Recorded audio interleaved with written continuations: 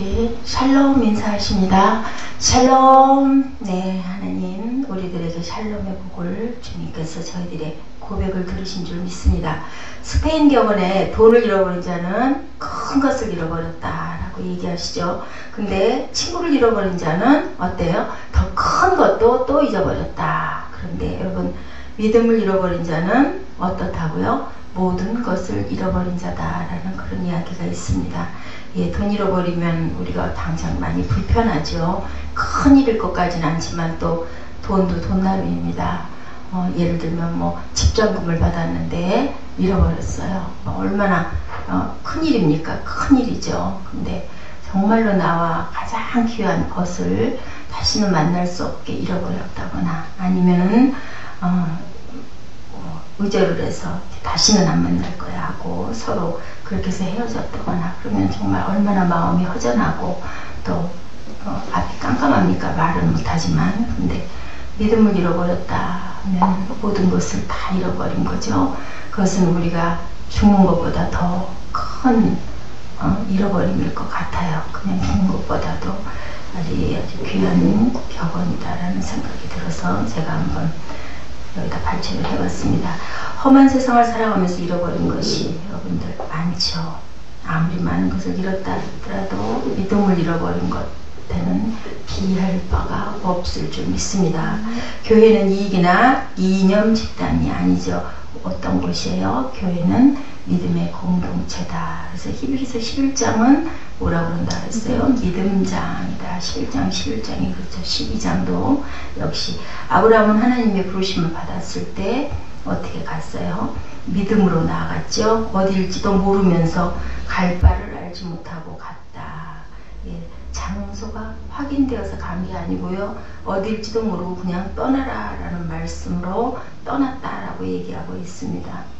얼마나 하나님을 믿는 마음이 극진하고 얼마나 하나님을 믿는 마음이 확실하고 얼마나 하나님만 믿는 마음이 정확했으면 무조건, 그죠? 그건 말이 그렇지 정말 쉬운 게 아니에요. 그 내용을 보니까 약대를 뭐 한 300마리 넘는 그런 짐승들을 데리고 종복도 엄청 많은 뭐 우리 가족 몇 명이 우리 피난할 때 6.25 때처럼 저도 뭐 못 봤지만 그 영화나 이런 데 보면은 뭐 그 마차에다가 막 그 자기 짐을 싣고 아이들을 등에다 업고 엄마들이 그렇게 집집마다 그냥 그래서 막 그 행렬이 이어지는 제가 그런 어렸을 때 영화를 본 기억이 나요. 이게 아니더라고요. 아브라함이 간 것은 정말 그때는 종도 많고 가축도 많고 또 아브라함이 꽤 그 자리에 그 터가 깊었기 때문에 잘 이루고 살았었어요. 근데 이 아브라함이 이 떠났다라는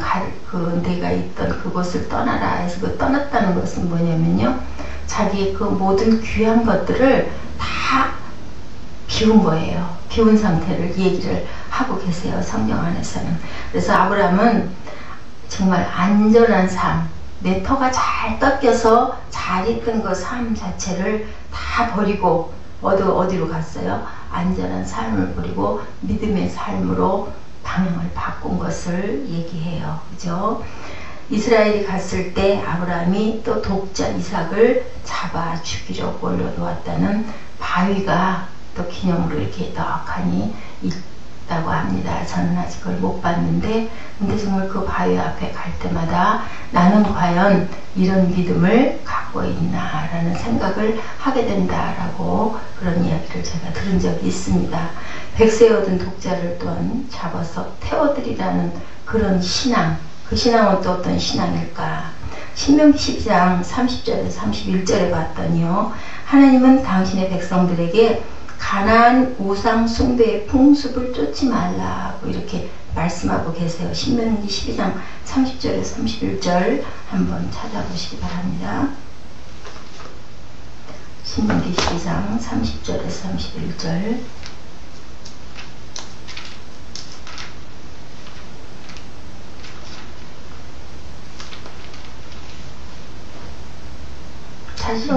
너는 스스로 삼가서 내 앞에서 멸망한 그들의 자취를 밟아 올무에 들지 말라. 또 그들의 신을 탐구하여 이르기를 이 이 민족들은 그 신들을 어떻게 위하였는고 나도 그와 같이 하겠다 하지 말라.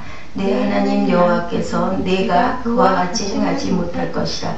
그들은 여호와의 꺼리시며 가증히 여기시는 일을 그 신들에게 행하여 심지어 그 자녀를 불살라 그 신들에게 드렸느니라. 자녀를 불살라서 그들은 신에게 드렸대요. 그러니까 그렇게 하지 말라 이렇게 하고 있는데 뭐라고 하셨다 하나님이 이삭을 번제로 드려라 라고 얘기하죠. 조금 이상하잖아요. 우리 같으면 도대체 이게 도대체 무슨 말씀이세요 하고 열을 고름 물면서 한탄하면서 절망하면서 기도했을 것 같죠. 근데 곧바로 그 뒷날 새벽에 아브라함은 떠났다라고 말씀을 보면 나와 있습니다. 이렇게 드리라고 했는데도 불구하고 크리소스톰이라는 사람은 하나님의 것을 거역하고 신앙이 신앙과 싸우며 명령이 약속과 싸웠다라고 이렇게 얘기하고 있어요. 다시 한번 말씀드릴게요. 하나님의 것을 거역하고 신앙이 신앙과 싸우며 명령이 약속과 싸웠다. 그죠? 신앙이 신앙과 싸웠죠? 믿음의 그 신앙이 있었는데 하나님이 엉뚱한 소리를 하지 말라는 것을 너는 해라 라고 얘기를 하니까 신앙이 신앙과 싸우고 또 하나님께서 그 명령을 했을 때 아브라함이 하나님 주시겠다고 한 아들을 약속하셔서 25년이나 기다려서 제가 받아서 아들이 이만큼 컸는데 그 나이가 이렇게 추정해 보건데 14, 5살쯤 됐을 거라 그래요. 이삭이 그 나이에 그러면 몇 년이에요? 40년이나 주셨던 그 약속을 저보고 이거를 스스로 깨뜨리는 결과가 되라고 아들을 번제로 올리라고 하십니까? 라고 했겠죠. 그런데 이제 그 얘기를 크리소스톰이라는 사람은 한 거예요. 하나님의 것을 거역했다. 그죠? 하나님의 것이 누구예요? 이삭도 하나님의 것이고 아브라함도 하나님의 것인데 하나님의 것을 거역하고 번제로 드려라라고 얘기합니다. 하나님의 약속은 이삭의 자손이 어떻게 된다고 그랬어요? 그 수가 늘어나 위대한 민족이 되고 이로 인해 모든 국민이 축복을 받을 것이다 라고 말씀을 하셨는데 그 모든 약속들을 이삭의 생명에 달려있는 그것을 모두 다 파기하시려는 것입니까? 하고 얘기할 수 있겠죠. 이삭은 누구의 작품이에요? 네? 누구의 작품이에요? 이삭은 하나님의 작품이잖아요. 그죠? 하나님의 사랑의 표현이잖아요. 내가 너에게 준다고 약속했던 이것을 내가 너에게 주겠다 했으니까. 근데 그렇게 준 아들을 이제 와서 어떻게 드리라고 잡아서 드리라고 하는 그것을 우리가 어떻게 이해하고 믿어야 될까요? 이 부분입니다. 여러분들은 어떻게 하실 것 같습니까? 한번 찾아보십시다. 창세기 21장 1절 말씀 그리고 히브리서 11장 17절 히브리서 11장 17절은 우리 읽은 본문 안에 있으니까 이렇게 기억을 해 놓으시고 창세기 22장 1절 한번 찾아서 읽어봐 주시기 바랍니다. 그 일 후에 하나님이 아브라함을 시험하시려고 그를 부르시되 아브라함아 하시니 그가 이르되 내가 여기 있나이다. 여호와께서 이르시되 내 아들 내 사랑하는 독자 이삭을 데리고 모리아 땅으로 가서 내가 내게 일러준 한 산 거기서 그를 번제로 드리라. 네, 그렇게 얘기했어요. 그죠? 그리고 히브리서 11장 17절에 뭐라고 말씀하셨어요? 아브라함은 시험을 받을 때에 믿음으로 이삭을 드렸으니 그는 약속을 받은 자로되에 그 외아들을 드렸느니라. 네, 아브라함은 시험 받을 때라고 시험을 하고 계시다라는 얘기 아닌가요? 그죠? 시험 받을 때라고 나왔으니까 하나님께서 아브라함을 시험하시려고 그런 일을 했는데 왜 그런 시험을 하셨을까요? 하나님은 아브라함에게 큰 복을 주시기 원했고 그러기 위해서는 아브라함을 한번 시험해 볼 필요가 있었던 거예요. 그리고 또 그 이삭을 아브라함이 얼마나 사랑했겠습니까? 그래서 나보다 네가 더 아들을 사랑하느냐 이것을 한번 보고 싶지 싶지 않으셨을까 하는 생각도 들어요. 하나님 살아계신데 도대체 왜 이런 일들이 일어날까요? 우리가 살아가는 삶에 있어서도 그러죠. 아니 도대체 왜 이렇게 힘들고 왜 이렇게 고난스럽고, 하나님 분명히 우리 기도를 듣고 계시고 우리가 이렇게 행하고 있는 것들을 다 보고 알고 계신데 왜 이렇게 몸도, 그죠? 삶도, 또 이렇게 환경도, 직장도, 또 생활도, 그리고 학업도 왜 이렇게 열심히 하는 반면에 환난과 고난이 끊임없이, 또 더더군다나 우리 새생명교회 하나님이 세우라고 그러셔서 세우고 이전도 했는데도 지금도 이렇게 깜깜할까요? 그런 마음이 듭니다. 하나님의 시험은 하나님을 신뢰하는지를 물어보고 계시는 거죠. 사람을 의지하고 세상을 의지하던 손을 놓으라는 거예요. 아브라함에게 본토, 친척, 아비 집을 떠나라. 살만했거든요. 아주 잘 이루고 살았었던 거예요. 그런데 거기를 어느 날 갑자기 떠나라, 내가 너에게 복을 주겠다라고 얘기하시죠. 하늘의 별과 같이 땅에 모래처럼 그렇게 해주시겠다. 또한 히브리서 11장 19절에 봤더니 뭐라고 얘기를 해요? 11장 19절에 저가 하나님이 능히 죽은 자 가운데서 다시 살리실 줄로 생각한지라, 비유컨대 죽은 자 가운데서 도로 받은 것이니라. 저가 누구예요? 아브라함이죠. 아브라함은 하나님이 능히 죽은 자 가운데 살리실 거를 딱 믿고, 왜냐하면 내가 너에게 내 씨로 인해서 하늘의 별처럼 땅의 모래처럼 장대하게 내 민족을 그렇게 번창하게 해주겠다고 그랬는데, 아브라함은 죽이면 어떻게 합니까? 그거는 아무래도 말이 안 되니까 이건 분명히 하나님이 내 믿음을 시험해 보려고 하시는 거야 라고 이미 아브라함은 생각을 했다는 겁니다. 대단한 믿음을 갖고 있는 거예요. 아, 하나님은 절대로 나를 그렇게 죽이실 리도 없고 내 귀한 아들을 하나님이 주셔놓고 번제로 완전하게 드리라고 할 건 아닐 거고, 그리고 결국은 다시 죽은 자 가운데서 살리실 줄로 생각한 거죠. 비유컨대 죽은 자 가운데서 나는 도로 받을 것이니라. 설령 죽이신다 하더라도 도로 살려서 주실 것이라는 걸 믿었다는 거죠. 그리고 하나님은 두 번째로 시험을 통해서 진정으로 당신을 사랑하는지를 묻는 거예요. 그죠? 시험을 통해서 네 믿음이 결국 어느 정도 됐냐, 네가 나를 믿고 있니? 그리고 또한 너는 나를 네 아들보다 나를 더 사랑하니? 이거를 물어보고 계시는 겁니다. 이렇게 되면 이삭에게도 아브라함에게도 좋지 않은 거죠. 결국 그렇게 되면 좋을 일이 아무것도 없어요. 이삭이 우상이 돼서야 좋겠습니까? 하나님은 어떤 하나님이기도 하다고 그랬어요? 질투하는 하나님이기도 했기 때문에 우리 마음 안에도 그런 게 있죠. 그죠?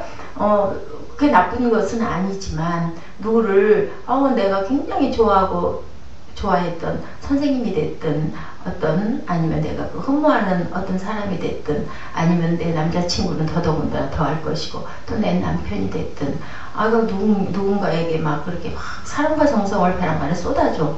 그러면 그게 당연히 그렇게 좀 해줘야 되겠죠. 그죠? 교회에 또 어떤 새로운 새신자가 왔어요. 그러면은 모든 사람들이 그 사람에게 집중을 해서 친절하게 해주고 섬겨주고 하면 당연히 그래야 될 거 나도 알아요. 근데도 마음이 왠지 그냥 조금 뭘 좀 뺏긴 것 같고, 또 그 형아가 동생을 봐서, 엄마가 동생을 낳아가지고 그 아이를 이렇게, 저도 지금 그게 그런데 선해요.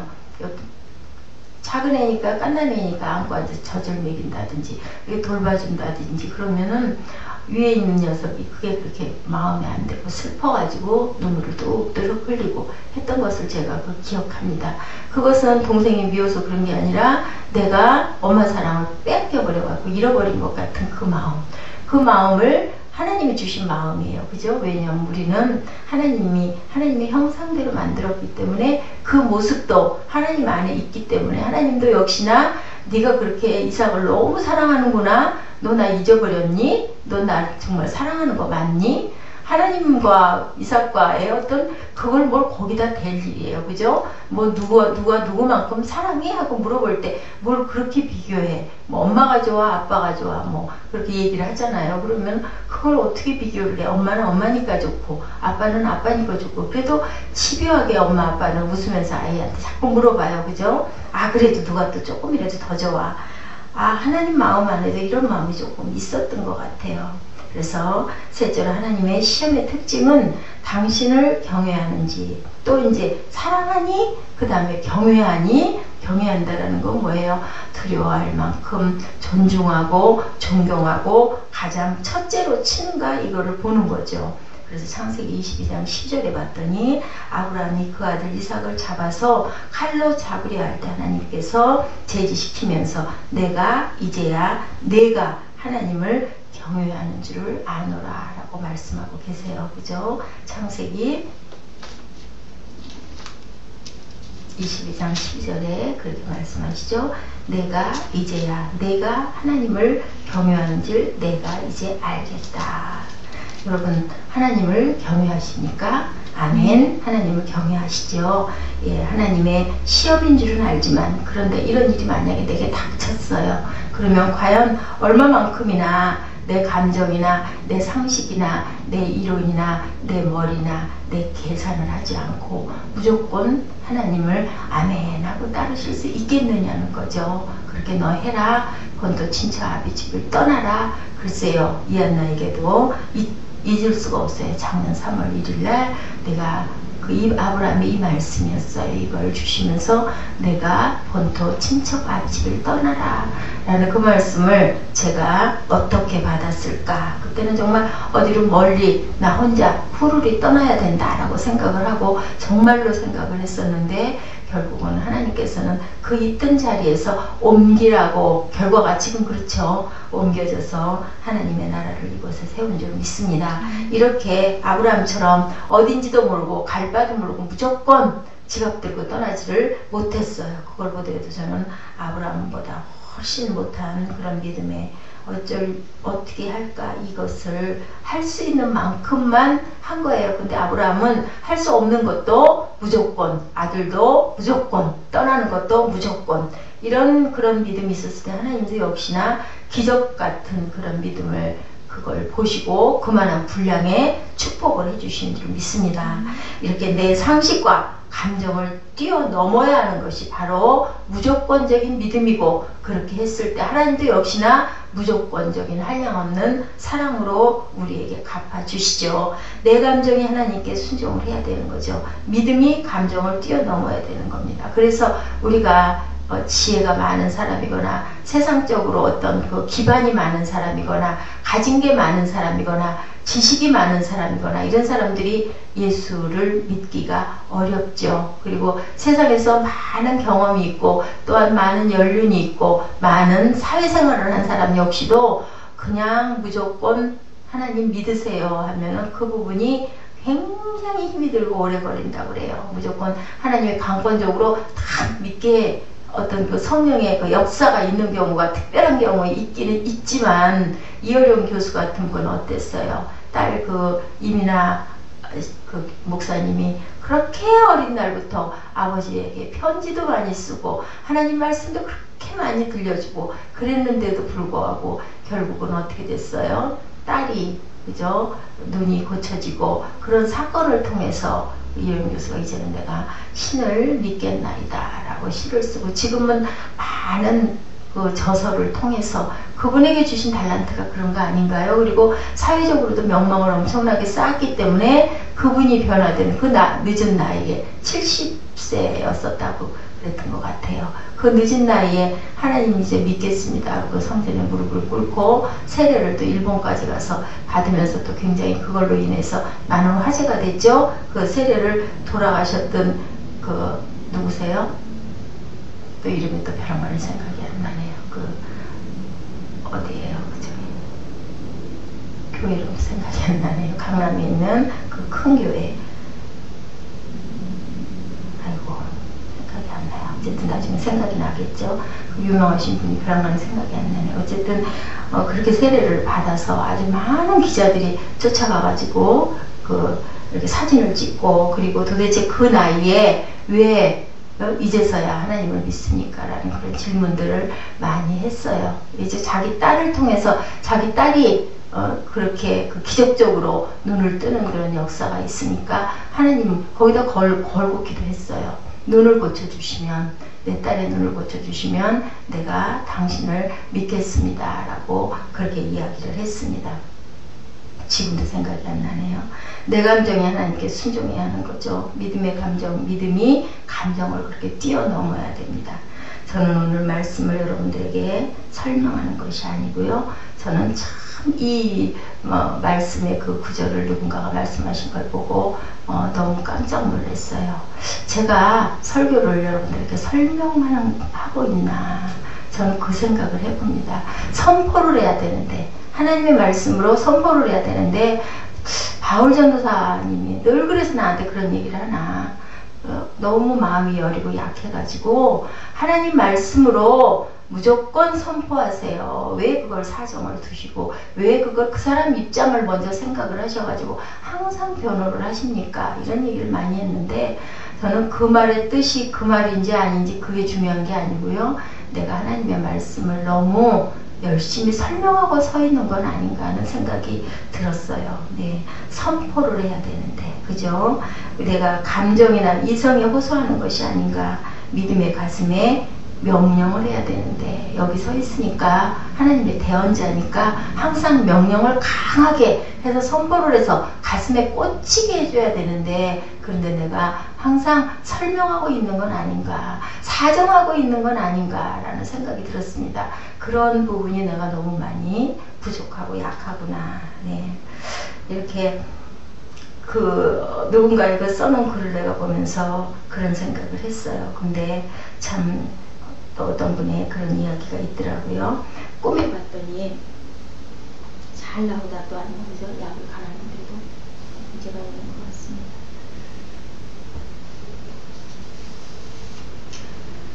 잠깐 누군가가 깜빡 꿈을 꿨대요. 그랬는데 그 꿈에 어떤 두 사람이 군인들을 봤다고 합니다. 근데 이 두 사람이 교회를 간다고 하면서 일어났대요. 근데 그 사람들이 그냥 보통 사람이 아니고요. 장군이었다고 합니다. 옛날에 어떤 그 모습의 장군이었대요. 근데 한 사람은 이렇게 말을 했대요. 사람은 살 때 철저히 너는 믿음으로 살아야 돼.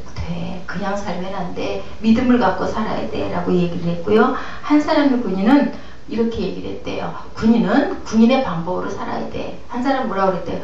믿음으로 살아야 돼. 한 사람은 군인의 방법으로 살아야 돼. 그러더니 두 사람들이 다 같이 일어나가지고 교회를 가야 된다라고 일어났대요. 근데 군인의 방법을 주장하던 사람이 한 교회 앞에서 자신의 담임 목사님을 소개를 해줬대요. 그 목사님은 지금 그 꿈 꿨던 사람에게, 그분도 목회자세요. 근데 그분이 꿈을 꿨는데 그분에게 그 믿음으로 살 것을 강조하던 장군을 따라가려고 하는데, 찾아보니까 그 믿음으로 살아야 돼 라고 얘기했던 그 장군이 보이지를 않더랍니다. 그때부터 온 부대 안을 헤매면서, 이게 꿈이에요. 꿈에 막 찾아 헤맸대요. 그랬는데, 그러고 꿈을 꾸고 있는데 누가 와서 막 깨우는 소리가 나가지고 깜짝 놀라서 깨봤더니 자기 그 밑에 있는 그 전도사님이, 아유 목사님, 새벽 예배 드려야 할 시간인데 일어나셔야죠. 시계를 봤더니 5시 5분 전이었대요. 거기는 아마 5시 반에 예배를 드리고, 또한 그 사택이 교회하고 가까이 있었던가 봐요. 그래서 그 전도사님을 따라서 막 본당으로 교회 예배를 막 찾아 들어갔대요. 근데 너무너무 마음이 아쉬웠다고 그래요. 그래서 도대체 나를 5분만 좀 있다가 깨웠으면 그 믿음으로 살아야 돼 라고 얘기했던 그 장군을 내가 따라갔을 수 있었을 건데, 그 장군 이 꿈에 가끔 그럴 때 있잖아. 아쉬워. 내가 이 꿈을 끝까지 꿨어야 할 텐데. 그런 생각을 하면서 이제 예배 자리에 이렇게 섰대요. 서서 말씀을 전하려고 이렇게 하고 있는데 마음 안에서 성령이 말씀을 하더랍니다. 너는 왜 믿음의 장군을 꿈에서 찾느냐 라는 얘기를 하더래요. 너는 이 자리에서 그 믿음의 사람을 찾아야 된다. 그런 그 깨달음을 주셔가지고, 그렇구나. 이게 내가 꿈에서 찾을 일이 아니라 여러분들을 보고 믿음의 장군을 찾았다. 이렇게 여러분들 아멘 하시겠습니까? 하고 그런 이야기를 전했다라는 그런 그 어떤 간증을 제가 봤습니다.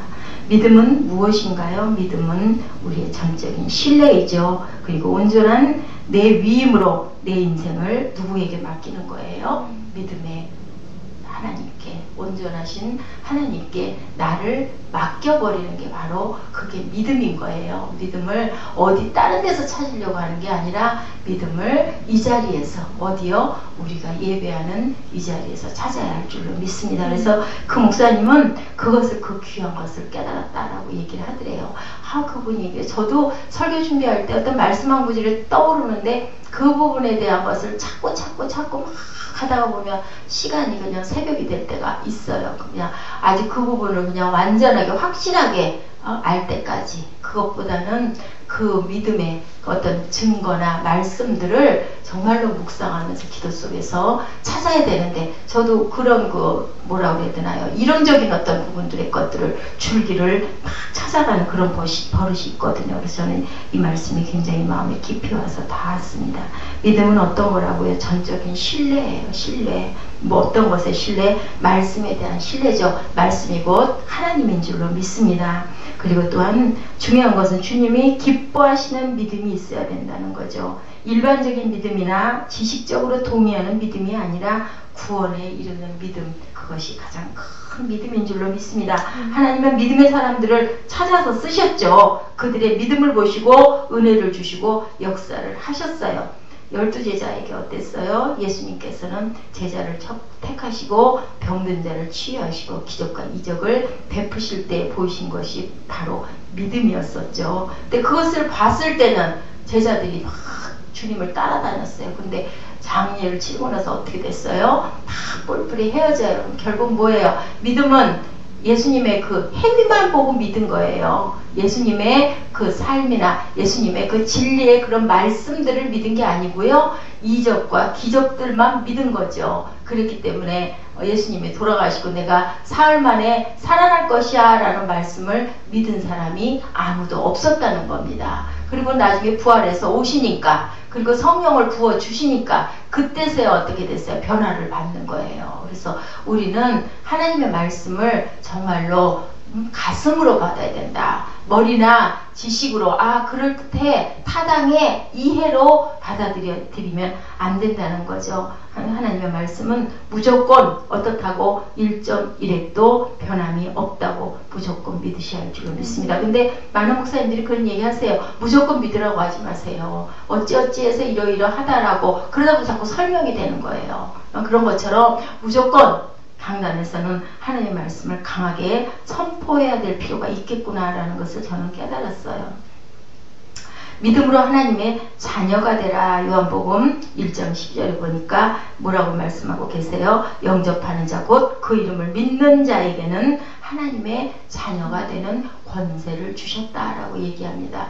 그 이름을 그냥 야훼 하나님, 니시 하나님, 라파 하나님, 샬롬의 하나님, 우리가 항상 아침에 제일 먼저 서로 반갑게 정답게 바라보면서 샬롬 하자고 그러잖아요. 그러면 어떻게 합니까? 내 마음에 있는 사랑을 담뿍 담아서 하나님의 평안을 당신에게 드립니다 라고 축복하고, 하나님이 우리에게 어떻게 주셨어요?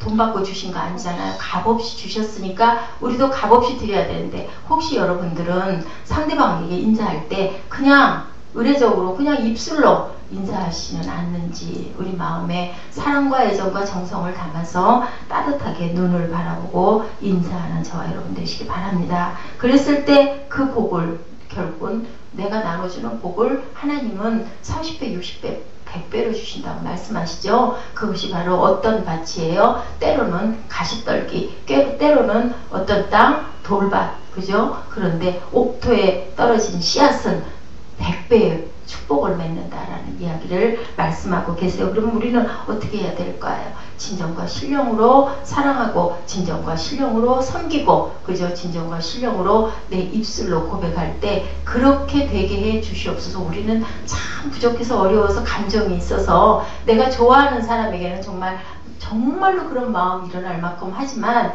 별로 좋아하지 않지만 인사를 해야 돼. 그죠? 그런 경우에는 그렇게 잘 안 돼요. 그렇기 때문에 하나님께 주님의 우리 본을 따라가는 제자들 아닙니까? 그러기를 원하는 저와 여러분들 아니십니까? 그러면 우리는 정말로 그 마음이 되도록 안 될 때는 누구에게 부탁을 해야 될까요? 성령께 부탁해야 되겠죠. 에베소서 2장 8절 9절에 봤더니 너희가 그 은혜를 인하여 무엇으로 말미암아 구원을 받았어요? 믿음으로 말미암아 구원을 얻었나니 이것이 너희에게서 난 것이 아니고 하나님의 선물이다.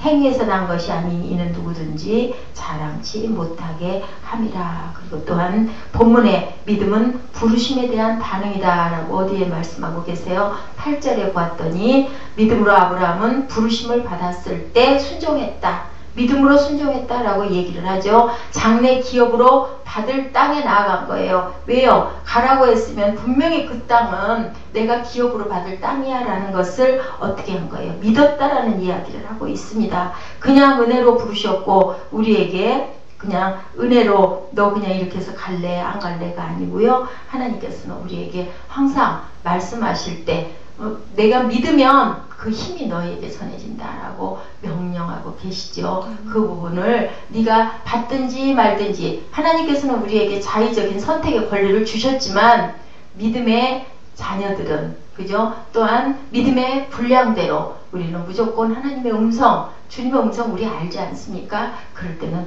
무조건 빨리 반응하시기 바랍니다. 준비된 자를 하나님은 쓰신다고 얘기를 했죠. 아브라함은 가랄 때 분명히 갔고요. 이삭도 드리라고 할 때 망설이지 않았잖아요. 그만한 믿음이 없었기 때문에 지금까지도 믿음의 조상으로 우리는 얘기할 때 뭐 다른 사람을 뒤에다 놔두고 아브라함 뒤에다 놔두고 무슨 요셉이나 이삭이나 이런 사람을 얘기하지 않잖아요. 무조건 아브라함. 그 많이 말하는 그 아브라함. 그렇지만 우리는 항상 그죠? 성경이 있는 한 세상에 남아있는 한은 항상 아브라함의 믿음을 얘기할 수밖에 없습니다. 그리고 그 아브라함의 그 믿음의 분량과 그 행위를 우리는 돌아다 보면서 이 그 많은 세월이 흐른 지금도 우리가 거기에다가 접목을 해서 항상 아브라함의 믿음이 본이 되는 줄 믿습니다.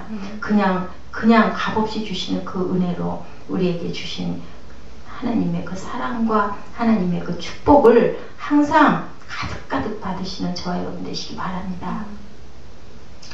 더군다나 여러분들에게 저와 여러분에게 소명이 있었다면 더더군다나 주저없이 떠나야 할 줄로 믿습니다. 그때 그분이 나를 향한 아름답고 놀라운 계획들을 그때 하나님은 바로 펼치시죠. 근데 때가 언제일지 우리가 참 몰라요. 그죠? 가는 길이 이렇게 쭉 이어져 가다 보면은 분명히 나를 부르시긴 부르셔서 나는 이렇게 하고 있는데 도대체 언제 이루어 주실 건지 왜 갈수록 첩첩산중일까라는 생각을 할 때가 또 많아요. 그런데 우리는 어떻게 해야 될까요? 오래 참고 기다리면 꾸준히 열심히 성실히 내 자리에서 하나님께 예배하는 마음으로 세상을 바라보고 살아갈 때 하나님께서는 분명히 우리를 어떻게 넘어지게 하시지 않고 완전히 자빠지도록 하나님 그냥 두시지 않는다라는 거 저와 여러분이 너무 잘 아시는 말씀입니다. 부르시는 분이 누군지 확실히 알고 믿고 바라봐야 합니다. 그렇기 때문에 오늘 우리에게 있어서 가장 위대한 만남은 누구를 만나는 것? 하나님을 만나는 것. 그죠? 가장 위대한 결단은 또한 하나님을 믿는 것입니다. 하나님을 만나고 하나님을 믿었을 때 하나님께서 역사를 일으켜 주시고요. 죽은 자를 살리신 그 기적으로 복 중에 가장 큰 복인 우리에게 어떤 새 사람을 잇는 부활의 축복을 그 요한복음 3장 16절에 뭐라고 그랬어요? 세상을 사랑하셔서 독생자 아들을 보내주셨는데 그를 믿는 자마다 모든 자들에게 영생을 주겠다라고 말씀하시죠. 과연 어떻게 믿느냐가 굉장히 중요합니다. 어떻게 하는 사람? 하나님을 만나고 그리고 믿고 바라봐야 된다는 거죠. 부르심에 바로 응답해야 된다는 거죠. 반응하는 것이 9절 10절에 나와 있죠. 자, 히브리서 11장 9절 10절 우리 함께 읽어보십시다. 믿음으로 저가 외방에 있는 것 같이 약속하신 땅에 우거하여 동일한 약속을 유업으로 함께 받은 이삭과 야곱으로 더불어 장막에 거하였으니 10절 이는 하나님의 경영하시고 지으실 터가 있는 성을 바랐음이니라 라고 얘기합니다. 그래서 우리는 행동에는 뭐가 필요하죠? 항상 모험이 필요하죠. 이게 일까 아닐까 결단을 내릴 때는 또한 모험은 무엇이 또 필요해요? 뭘 동반해요? 용기가 필요합니다. 그 밑바탕은 뭐라 그랬어요? 전에 제가 한번 말씀드렸죠. 바탕은 믿음이에요. 그죠? 용기가 나는 것은 믿기 때문에, 아니 아빠가 이리 와 하고 이렇게 조그만한 개천이나 이런 데서 아이에게 손을 내밀어요. 그랬을 때 뛰어내려야 되는데 아빠를 믿지 않으면 뛰어내려질까요? 못 가죠. 거기 나서. 근데 믿는 게 있으니까 뛰어내려지는 거예요. 그 용기는 어디서 나와요? 아빠를 믿는 마음. 우리가 어떤 어려운 환난 가운데 있을 때도 그냥 담대하게 나가는 거 믿고 그냥 그대로 믿고 구한 것은 받은 줄로 믿는 모든 그것들은 바로 믿음이에요. 그래서 아브라함의 그 믿음이 귀하다고 얘기를 하는 거죠. 그렇기 때문에 떠나고 버리고 그리고 드리고 순종할 수 있는 거예요. 믿기 때문에 믿음의 분량대로 떠날 수도 있고 버릴 수도 있고 드릴 수도 있고. 그래서 우리가 헌신이 중요하고, 또한 그런 얘기 있죠. 물질 가는 곳에 네 마음이 있다라고 얘기를 합니다. 아니 교회 와서 예배 드렸는데 누가 뭐 달라고 하나요? 누가 뭐 보나요? 그죠? 헌금 뭐 안 드릴 수도 있고 그냥 슬그머니 헌금 바구니에다 손만 살짝 넣었다 뺄 수도 있고, 옆에 있는 사람들 조금 의식이 되니까 그럴 수 있는데 결국은 뭐가 괴로워요? 마음이 괴롭죠. 왜? 눈에 보이지 않지만 영이신 하나님이 계시다는 것을 우리가 아는 사람들은 결국 그렇게 못해요. 많이 드리면 내 주머니가 허전해서 내가 한 달 동안 생활하기가 어려울지라도 하나님께 많이 드리는 그 마음이 뭐예요? 내게 참 필요한 것을 하나님께 아낌없이 드리는 그것이 바로 믿음이고, 하나님을 향한 사랑이고, 하나님을 향한 경외함입니다. 그 기준이 되기 때문에 교회에서들은 그 부분에 관리를 하시는 분들이 집분을 줄 때, 안수 집사를 줄 때, 장로님 그 피택을 할 때도 그 얼마만큼 헌신하고, 꼭 물질로만이 아니라 얼마만큼 시간을 신고 얼마만큼 드렸나, 이런 모든 것들을 보고 그렇게 해서 그 피택들을 하시고 직분을 주시죠. 다른 걸로는 어떻게 알 수가 없어요. 그 분량을. 우리 마음속에 있는 걸 어떻게 알겠습니까? 이렇게 항상 그랬을 때 하나님께서는 준비해 주시고 책임져 주시고 우리의 길을 열어 주시는 거죠. 살아계신 하나님은 우리와 늘 함께 동행하십니다.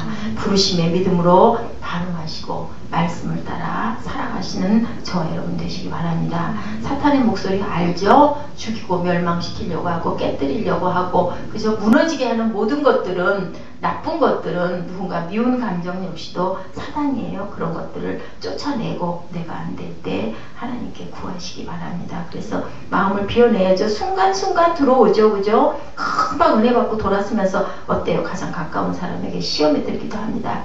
그래서 우리가 보이지 않는 항해를, 미래를 향해 떠날 때 전능하신 하나님께서 우리를 어떻게 해주세요? 선한 길로 인도해 주신다는 것을 믿고 떠나고 구하시기 바랍니다. 내가 가지고 있는 믿음 과연 어떤 믿음인가요? 정말 구원에 이르는 믿음인지를 깊이 살펴보시는 저와 여러분 되셔야 합니다. 나를 향한 부르심은 과연 무엇이었을까요? 어떻게 우리는 구체적으로 반응하고 있었을까요? 한 번 또한 돌아보시는 묵상의 시간 가지시기 바랍니다. 내 형편을 보고 그분의 부르심과 무슨 관계가 있는지, 오늘은 과연 하나님 내게 뭐라고 말씀하고 계신지 우리의 머리끝까지도 알고 계시지 않습니까? 그러면은 내 형편과 내 상황과 내 처지를, 내 또 아픈 곳을 다 아시는 하나님이 나에게 어떤 이야기를 하고 계신지 그것을 깊이 생각하는 저와 여러분 되시기를 주님의 이름으로 축복합니다. 잠깐 기도하시겠습니다. 살아계신 하나님, 고백합니다. 우리를 찾으시고 불러주시고 또한 이런 믿음 주셔서 감사합니다. 이제는 어떤 상황과 어떤 형편에서도 하나님의 뜻을 받고 순종하며 그리고 따라가는 저희들 되게 하여 주시옵소서. 세상 바라보지 않게 하여 주시고 하나님만 바라보고 용기 있게 나가는 우리 모두가 될 수 있도록 축복하여 주시옵소서. 푸른 나무에도 이같이 하거든 마른 나무에 어떻게 하리오라고 주님이 말씀하셨습니다. 저희들은 마른 가지가 돼서는 안 되겠습니다. 마른 가지들이 지금 많은 물을 머금고 터뜨릴 때를 기다리고 준비하고 있는 것처럼 하나님, 저희들 마음속으로 주님을 품게 하여 주시고 주님의 그 생명이 활짝 피워질 수 있고 많은 열매가 맺힐 수 있도록 주님께서 저희 안에 성령의 충만함으로 생수로 부어 주시옵소서. 감사드렸고 예수 그리스도 이름으로 감사하며 기도드렸습니다. 아멘. 일어서셔서 하나님께 고백하시기 바랍니다. 하나님 감사합니다. 또한 귀한 말씀 주셨습니다. 이 사람들은 다 믿음을 따라 죽었으며 약속을 받지 못하되 그것들을 멀리서 보고 환영하며 또 땅에서는 외국과 나그네임을 증언하였으니 이것은 자기들의 본향을 찾는 자임을 나타냅니다. 하나님 감사합니다.